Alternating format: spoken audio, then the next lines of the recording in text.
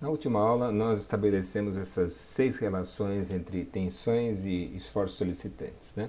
Essas relações decorrem de uma constatação que tensões e esforços solicitantes, numa seção transversal, medem coisas semelhantes, né? Em diferentes níveis. Os esforços solicitantes medem uma tendência global de ação de uma seção transversal sobre a outra, enquanto que as tensões medem essa tendência pontualmente, né? Então não surpreende que essas relações sejam relações integrais, não é? A tensão, por exemplo, é uma característica de cada ponto e a integral dessa tensão ao longo de toda a seção transversal dá a medida global do efeito correspondente, que é o esforço solicitante, né? Eu acho que seria interessante fazer uma aplicação dessas relações e comentar algumas coisas importantes. Vamos imaginar o seguinte problema. Vamos imaginar que eu tenho aqui uma seção transversal retangular de uma base B altura H, e eu conheço as tensões nessa seção transversal, né? Para cada ponto de coordenadas y e z, eu sei que a tensão de cisalhamento na direção y é zero, o cisalhamento na direção z é zero, mas a tensão normal é diferente de zero. Então, nesse problema aqui não há cisalhamento, só existe tensão normal. E a tensão normal varia linearmente com y, não depende de z. Se eu fizer aqui uma figura mostrando essa distribuição, vai ficar alguma coisa assim, ó.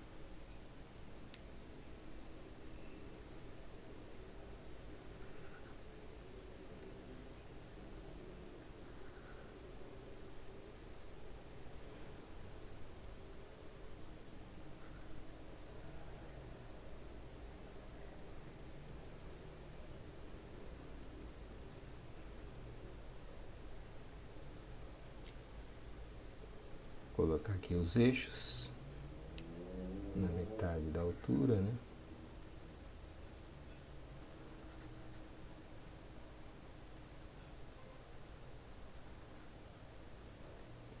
Então aqui seria y, aqui é z e aqui é o eixo x, né?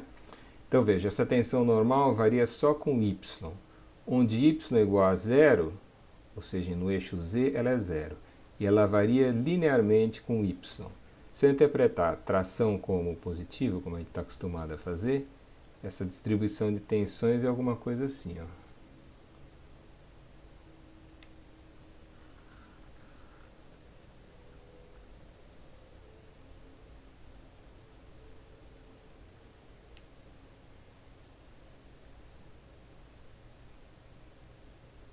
Não é isso? É desse jeitão a distribuição de tensões.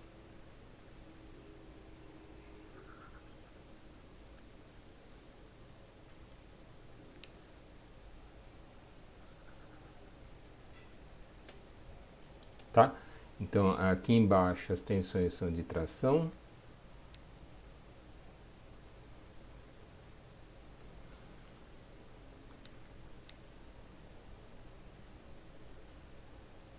E aqui em cima elas são de compressão.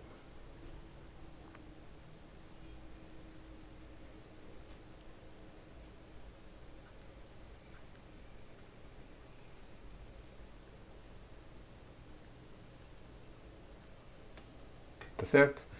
E quando o y for mais h sobre 2, ou seja, esses pontos aqui de baixo, a tensão vai ser esse valor de referência, sigma zero. Tá? Então essa tensão máxima aqui é sigma zero de tração, e essa aqui em cima vai acabar sendo sigma zero de compressão. Essa é a distribuição de tensões normais. Bom, eu quero calcular os esforços solicitantes associados a essa distribuição de tensões.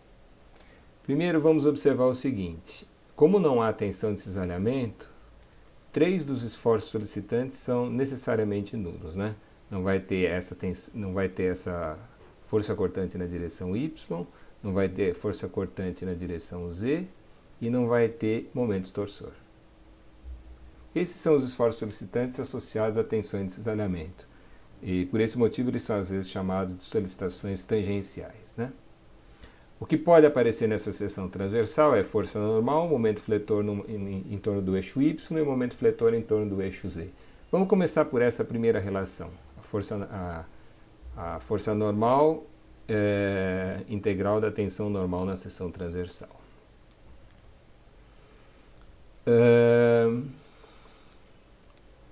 Bom, vamos escrever ela aqui. A equação é N, força normal, é integral na área da seção transversal de sigma.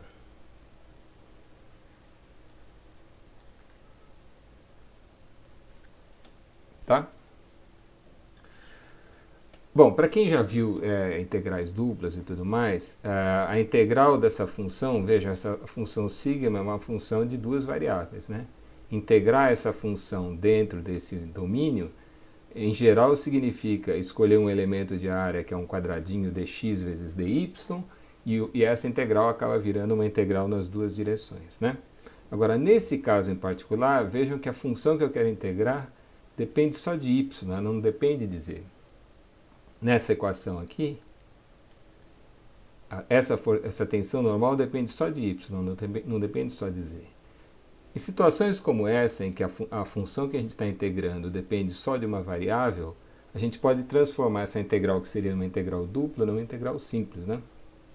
É só escolher um elemento de área adequado. Vejam, eu posso escolher como elemento de área isso aqui, ó.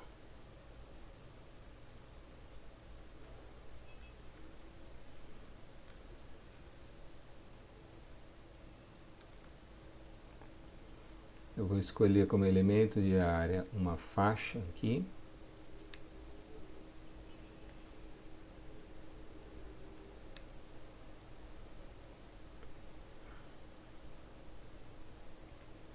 Né? Essa faixa tem uma altura infinitesimal dy,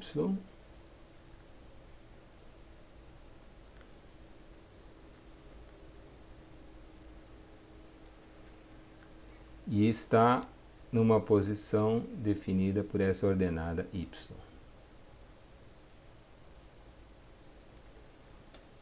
Tá? Bom, o que significa essa altura infinitesimal? Nós já conversamos um pouco sobre isso na aula passada, mas para todos os efeitos é uma altura pequena, mas tão pequena que eu posso imaginar que a função que eu estou integrando não varie ao longo dela. Então, embora eu saiba que sigma varia com y, eu estou imaginando que essa altura seja tão pequenininha que eu possa imaginar a tensão constante dentro disso. Nós já vimos de onde vem esse raciocínio na aula passada, tá? Se essa altura aqui for infinitesimal, no final das contas, nesse elemento de área aqui, esse negócio aqui vai ser o meu elemento de área, né? O dA, eu posso imaginar que a função não varie, porque na largura ela já não variava mesmo, né? Então, esse elemento de área definido dessa forma é a largura b vezes a altura infinitesimal dy, né? E nessas condições, essa integral vira uma integral simples.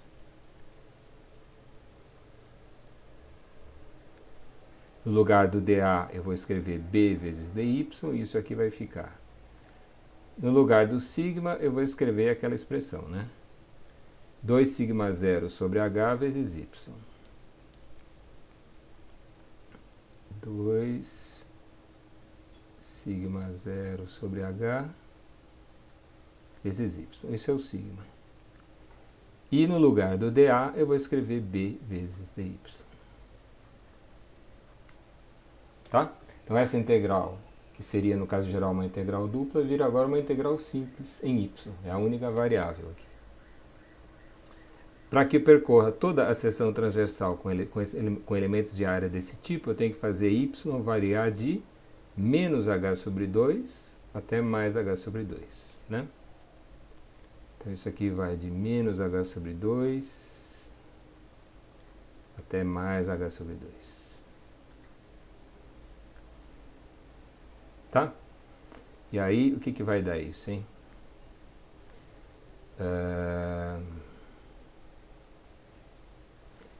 O que é constante é 2 sigma 0 sobre H vezes B. Né? E aí aqui dentro vai sobrar a integral de menos H sobre 2 até mais H sobre 2 de y dy. Tá? Bom, isso aqui, vocês já viram o que vai acontecer, né? Vai dar 2 vezes sigma 0 sobre H vezes B. A integral de y é y ao quadrado sobre 2. E essa integral vai ter que ser calculada de menos h sobre 2 até mais h sobre 2. Bom, y é uma função par, né? Quando for calculado em mais h sobre 2, vai dar a mesma y ao quadrado, né? Vai dar a mesma coisa que calculado em menos h sobre 2. E quando eu fizer o primeiro menos o segundo, isso aqui vai dar zero. Não existe força normal associada a essa distribuição de tensões. Tá certo? Bom, próxima relação. Vamos calcular o momento em relação... Vamos calcular isso aqui primeiro. O momento em relação ao eixo Z. Vai ser a integral de sigma vezes y.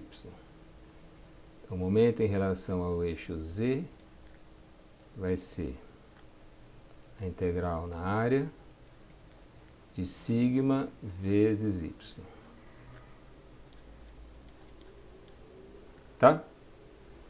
Vejam que outra vez a função que a gente está integrando, que é sigma vezes y, não depende de z. Né? Sigma não depende de z e o produto de sigma por y também não depende de z. Então, outra vez eu posso usar aquele elemento de área mais econômico, que é b vezes dy. Né? O que vai dar? Isso aqui vai ser a integral. No lugar do sigma, eu vou escrever 2 sigma 0 sobre h vezes y. Vou ter que multiplicar por esse outro y, vai aparecer um y ao quadrado aqui. E depois pelo dA, que é b vezes dy. Né? Isso aqui vai dar 2 sigma 0 sobre h vezes b, vezes a integral de y ao quadrado. Antes disso, quais são os limites de integração? Né? É o mesmo elemento de área. Para percorrer toda a seção, vou fazer o y de menos h sobre 2 até mais h sobre 2.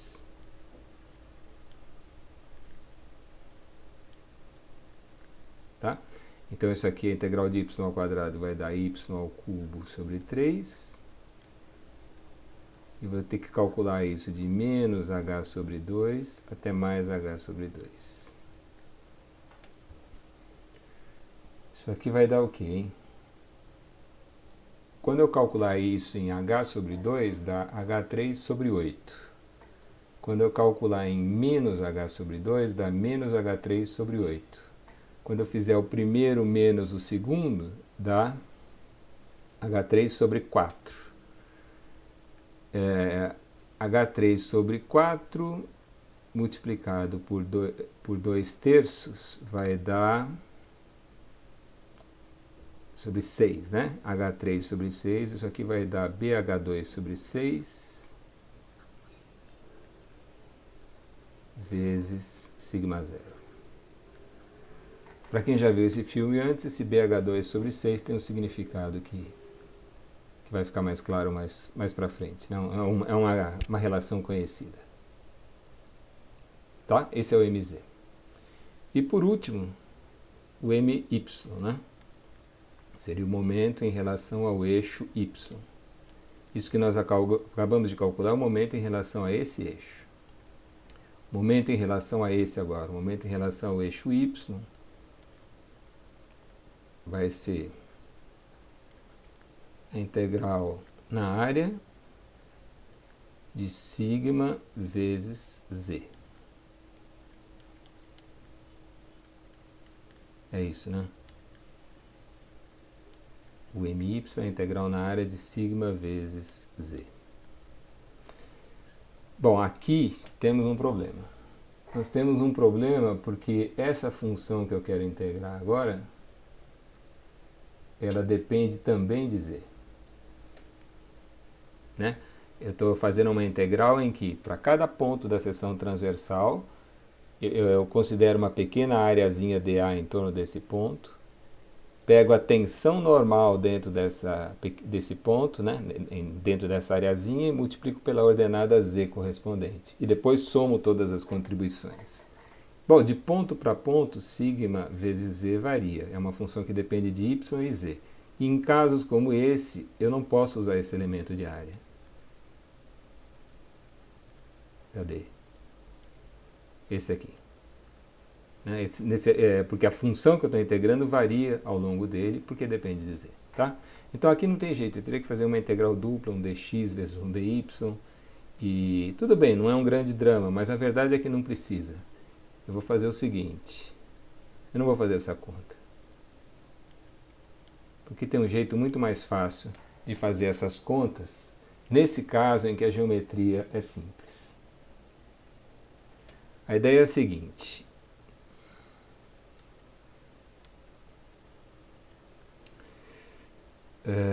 Deixa eu desenhar de novo aqui a seção transversal.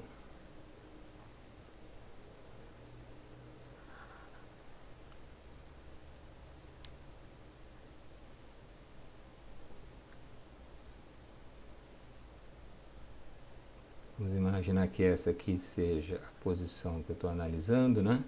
Os eixos nessa minha vista aqui são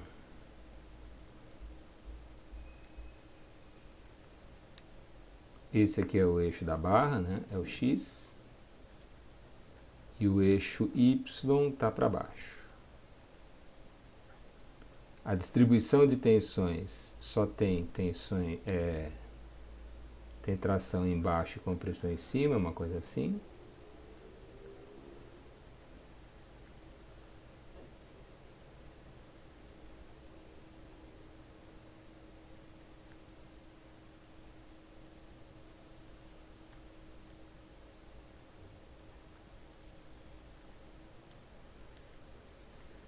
E a tensão máxima é o que a gente chamou de, é o sigma zero, o valor de referência que é dado. Tá? Então essa é a distribuição de tensões. Bom, eu vou fazer o seguinte. Eu vou pegar esse lado, essa parte tracionada desse diagrama aqui.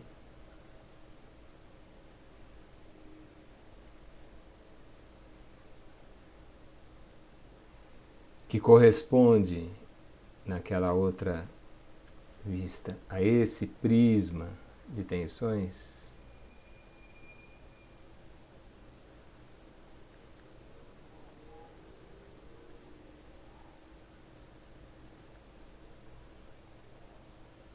E vou entender esse prisma de tensões como se fosse um carregamento aplicado na seção transversal. Eu sempre posso entender isso dessa forma, né?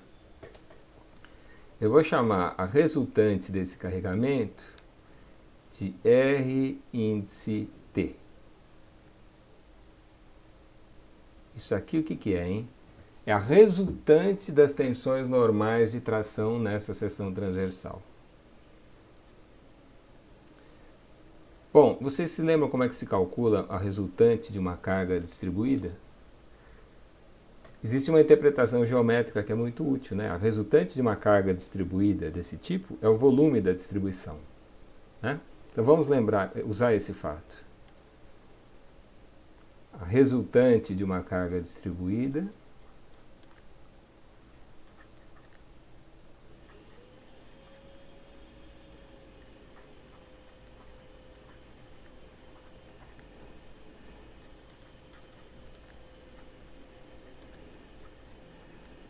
é igual ao volume da distribuição.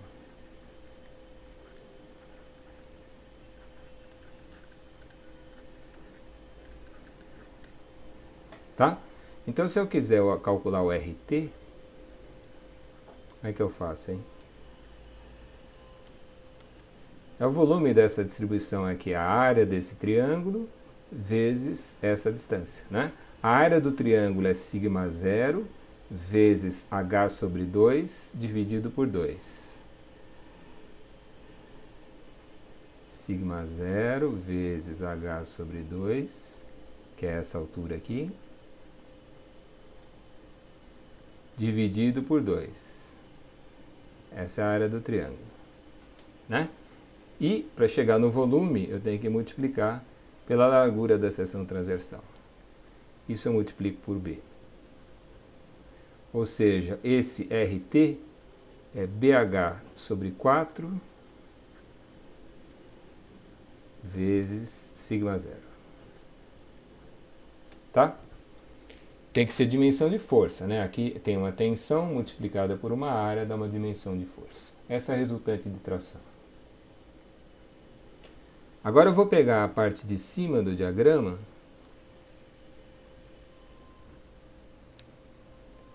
essa que sobrou aqui,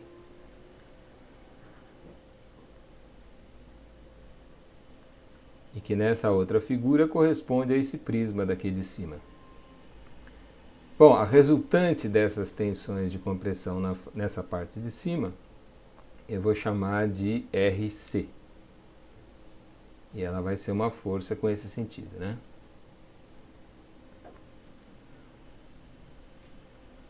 Tá? Nesse problema em particular, como a distribuição de tensões é igual dos dois lados, só muda o sentido, é óbvio que a resultante das tensões de compressão é igual à resultante das tensões de tração. Então, em módulo, isso aqui é igual a RC também. Tá? Olha, o que a gente está dizendo quando a gente escreve uma relação como essa aqui? Imaginem que para cada ponto da seção transversal eu pego uma areazinha em torno desse ponto, pego a tensão dentro dessa areazinha, já com uma área infinitesimal eu posso imaginar ela constante, multiplico a tensão por essa areazinha infinitesimal, dá uma força. Aí eu pego todas as áreas ao longo da seção transversal e vou somando todas essas forças. Vocês concordam que essa integral aqui nada mais é do que a resultante das tensões normais na seção transversal, entendidas como uma carga distribuída na seção transversal? Exatamente essa é a ideia, né? Então, se a força normal é a resultante das tensões normais,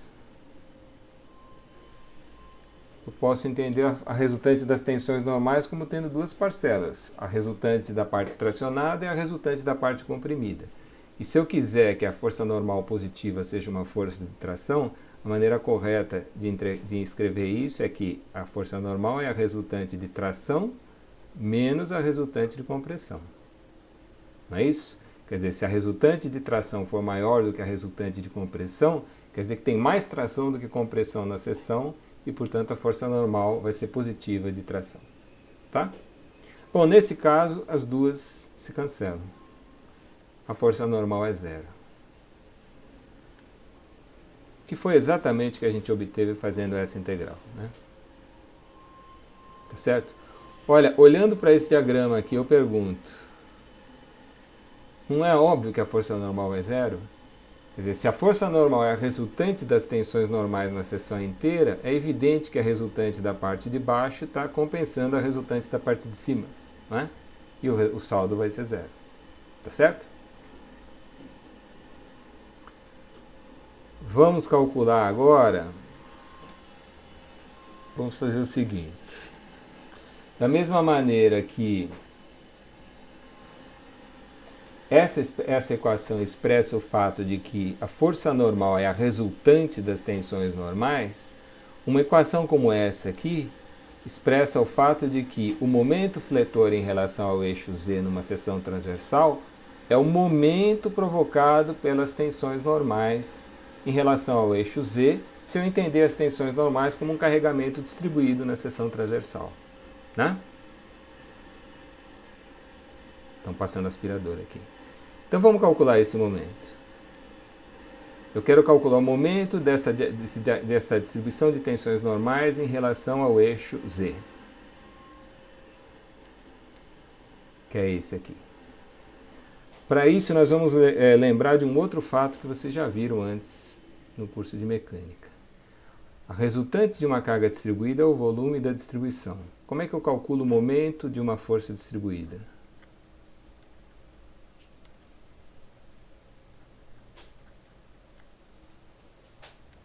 Momento de uma força distribuída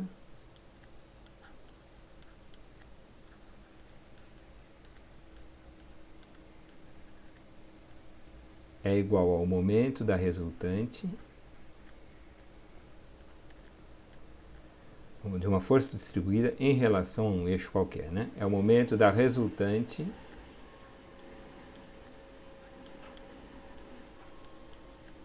aplicada no centro de gravidade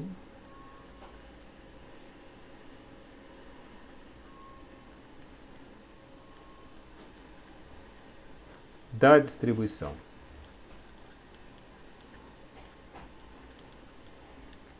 Tá? Isso aqui é importante, hein? É a resultante aplicada no centro de gravidade da distribuição, não no centro de gravidade da seção. Tá? Isso quer dizer o seguinte: se eu quiser calcular, vamos pegar essa parte verde do diagrama. Se eu quiser calcular o momento dessa parte verde do diagrama em relação ao eixo Z, eu vou substituir esse diagrama pela resultante aplicada no centro de gravidade da distribuição. Bom, a resultante desse diagrama nós já vimos, é o que eu chamei de RT, né? É uma força assim.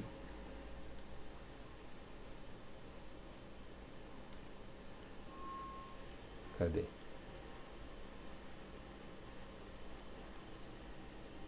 É uma força... vamos fazer nessa outra figura aqui que é melhor. A resultante é o RT. Agora eu tenho que imaginar a resultante aplicada no centro de gravidade dessa figura. E onde que é o centro de gravidade desse prisma? Bom, certamente é na metade da largura, não é? E na posição do centro de gravidade desse triângulo. Concordam? Então vamos imaginar, se isso aqui é H sobre 2, o centro de gravidade do triângulo é 1/3 da altura, né? Isso quer dizer que essa distância aqui, isso aqui é 1/3 de H sobre 2. Tá certo? Então vamos imaginar a resultante de tração nessa posição, né? Bom, então eu quero o momento em relação a esse eixo, o momento em relação ao eixo Z, que está nessa posição. Para calcular esse momento, eu vou precisar desse braço de alavanca. E esse braço de alavanca é 2/3 de H sobre 2. E 2/3 de H sobre 2 vai dar H sobre 3. Tá? Então, se eu pegar a resultante de tração e calcular o momento em relação ao eixo Z, que é perpendicular ao papel nessa posição, vai dar o momento dessa parte em relação ao eixo Z, né? Vamos escrever isso.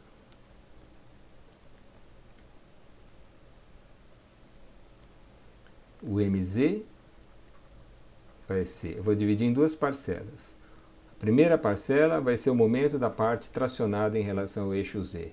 Esse momento vai ser RT vezes H sobre 3.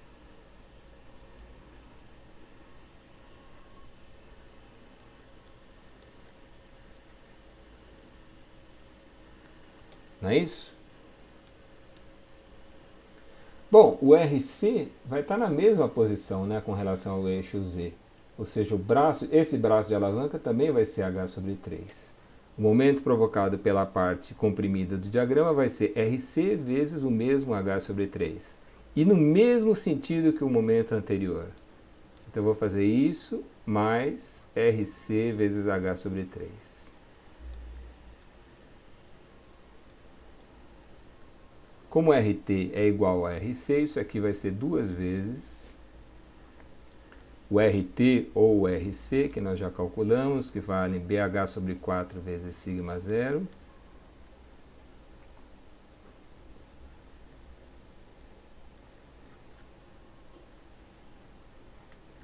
vezes H sobre 3. E não por acaso, né, aqui vai aparecer BH2 sobre 6.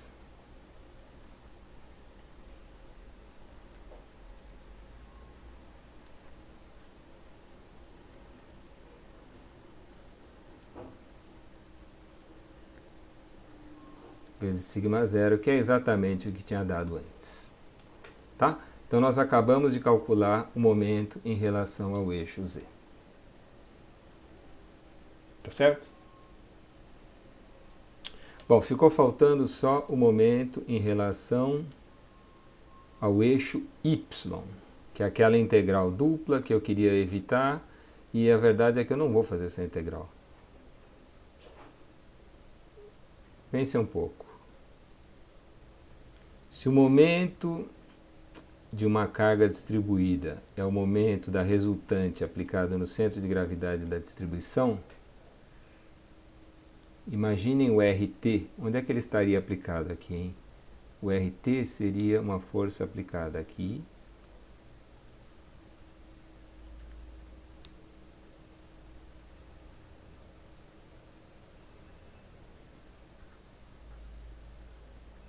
a 1/3 da altura desse triângulo aqui, não é? Mas a linha de ação dessa força passa por aqui, ó, pelo eixo Z, pelo eixo Y. Na verdade, por uma questão de simetria. A mesma coisa a resultante de compressão. A resultante de compressão é uma força assim,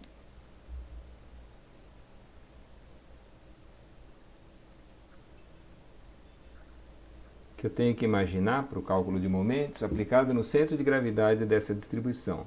O centro de gravidade está 1/3 dessa altura a partir de cima, mas está certamente na metade da largura, né? Então essa linha de ação aqui passa por esse ponto, pelo eixo Y. Bom, isso significa que o momento da parte verde em relação ao eixo Y vai dar zero. A resultante tem linha de ação cruzando esse eixo. E o momento da parte de cima em relação a esse eixo vai dar zero também. A resultante passa pelo eixo Y.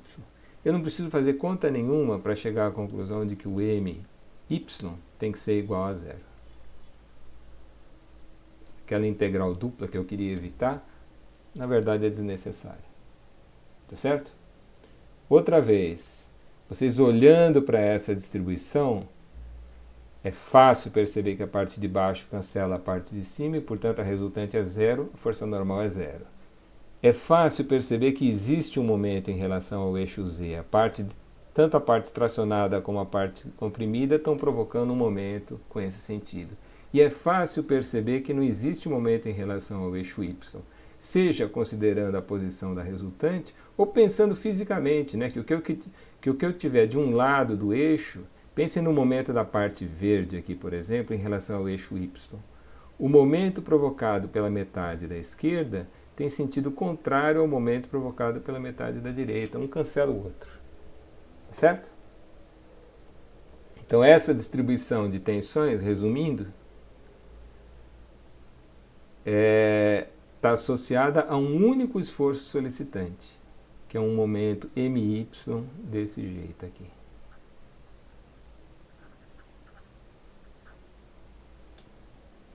MZ, né? Os outros 5 esforços solicitantes são nulos nesse caso. Tá certo? Então é assim que a gente usa essas relações. Uma observação.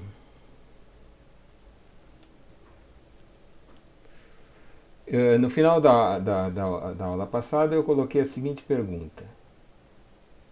Nós já sabemos calcular esforços solicitantes e nós queremos agora calcular as tensões. E nós temos aqui as relações entre tensões e esforços solicitantes. Será que com essas relações é possível calcular uns sabendo os outros? Uma parte é fácil responder, que foi o que a gente acabou de fazer. Se eu conhecer as tensões, ou seja, se eu conhecer essas 3 funções, eu calculo essas integrais ou uso aquela interpretação geométrica, né, da distribuição e consigo calcular os esforços solicitantes. Quaisquer que sejam as tensões, dadas as tensões, essas relações são suficientes para calcular os esforços solicitantes. Mas e o contrário? E se eu conhecer os esforços solicitantes? Essas relações não são suficientes para calcular as tensões? Não, né? Olha, o que eu estou perguntando para vocês é o seguinte, é mais ou menos o seguinte, pensem nessa primeira relação. Se eu disser para vocês quanto vale o resultado de uma integral, vocês sabem qual é a função que eu estou integrando? É claro que não, né?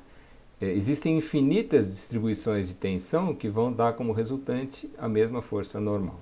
Por exemplo, nesse problema aqui, essa distribuição de tensões deu força normal igual a zero. Eu digo para vocês que se sigma for igual a zero, a tensão normal for igual a zero em todos os pontos, a força normal também vai dar zero. Né? Então já são duas distribuições de tensão que vão dar força normal igual a zero. Tá? Esse é que é o problema. Essas relações são integrais, né? Eu, conhecidas as funções, conhecidas as tensões, eu calculo os esforços solicitantes. Mas se eu quiser o contrário, conhecidos os esforços solicitantes, eu não consigo calcular as tensões só com essas relações. Eu preciso de mais relações. E essas relações adicionais vão ser construídas a partir de um conjunto de hipóteses que a gente adota na resistência dos materiais.